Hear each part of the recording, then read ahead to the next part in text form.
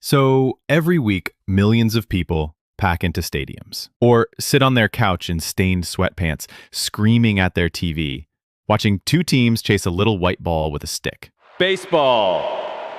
The sacred American pastime. Hot dogs, flags, nostalgia. And behind all of it, a business empire. Because here's the truth. The Cubs versus Mariners game, it's not just a game. It's not even just entertainment.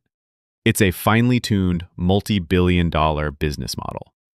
And today, we're going to break it down like a spreadsheet. Let's start with the numbers, because the numbers don't lie. The Chicago Cubs are valued at over $4.1 billion. The Seattle Mariners, roughly $2.2 billion. Now pause for a second. These are baseball teams, not software companies, not hedge funds. Baseball teams. That's more than Dropbox, more than Etsy, almost as much as Airbnb. But they're not renting out homes. They're renting out memories.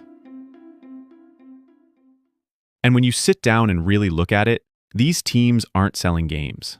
They're selling tradition, identity, and overpriced beer. I mean, some of these fans pay $300 just to sit in the cold and watch their team lose.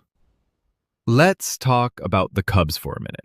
This is a team that didn't win a World Series for over a century, from 1908 to 2016. And yet, their revenue, always growing.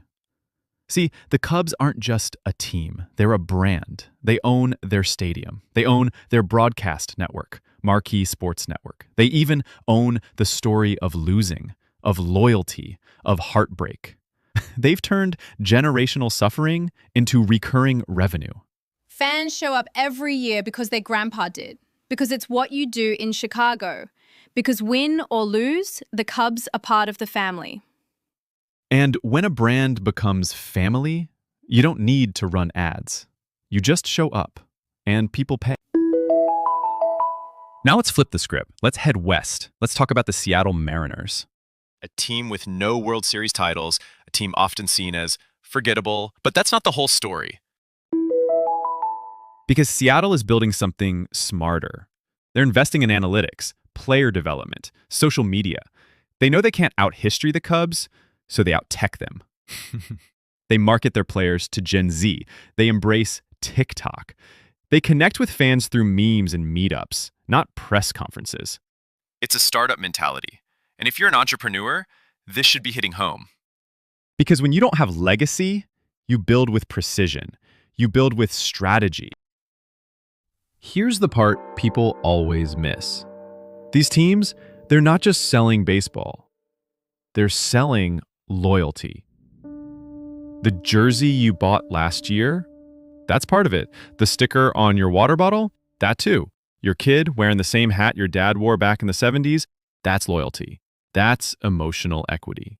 When people feel like they belong to something, they stay, they buy, they forgive.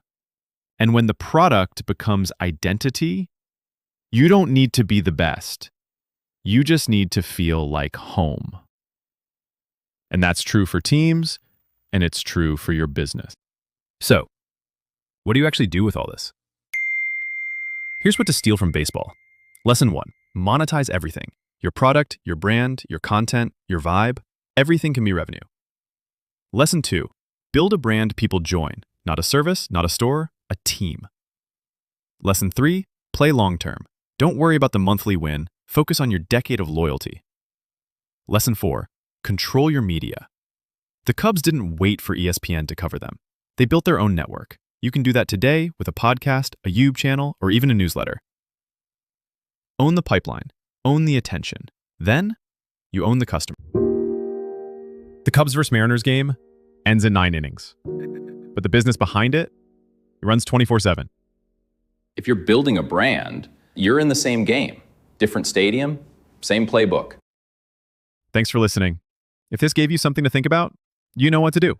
Follow the channel, leave a review, or share this with someone who still thinks baseball is just a game.